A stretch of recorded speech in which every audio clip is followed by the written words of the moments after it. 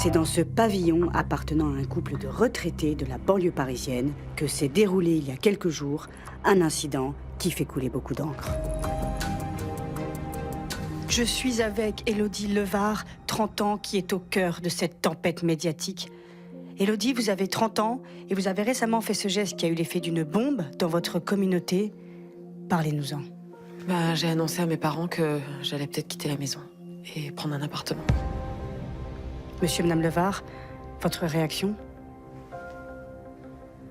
Bernard a pleuré.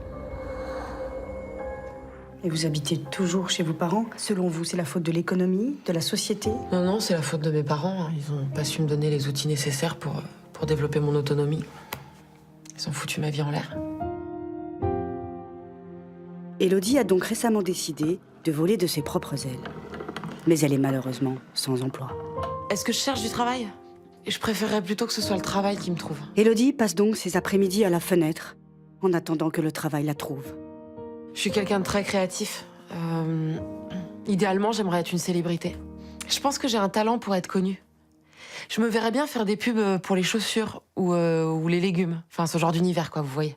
Dans l'espoir d'être remarquée par une agence de publicité, Élodie passe donc plusieurs heures par jour à prendre des selfies avec des légumes et des chaussures. Mais Élodie ne néglige aucune piste. Elle a récemment repris ses études pour étendre son domaine de compétences et ainsi faciliter son entrée imminente sur le marché du travail. Je prends des cours de guéro en ligne.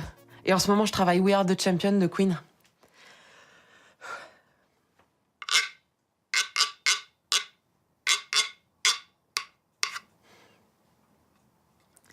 Mais ma meilleure, c'est My Heart Will Go On de Céline Dion.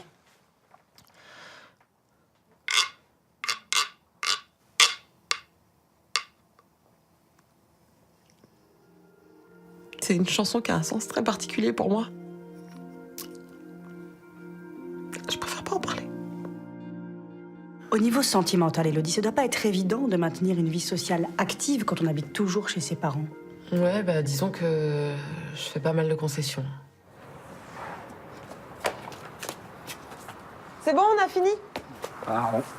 C'est vrai, c'est pas facile pour elle. Ouais, mais moi, je veux pas d'une petite vie comme mes parents, avec le petit pavillon de banlieue, les enfants. Non, c'est pas pour moi, tout ça. Notre amour l'étouffe. C'est vrai. Une belle leçon de courage, Élodie. Faut bien. Victime de son époque, symbole d'une génération sacrifiée, Élodie reste à la fenêtre en jouant tristement du guéro. Elle attend que sa vie commence enfin, loin du nid familial. Élodie, une fois partie, est-ce que vous reviendrez un jour chez vos parents? Jamais. Enfin, sauf pour les lessives.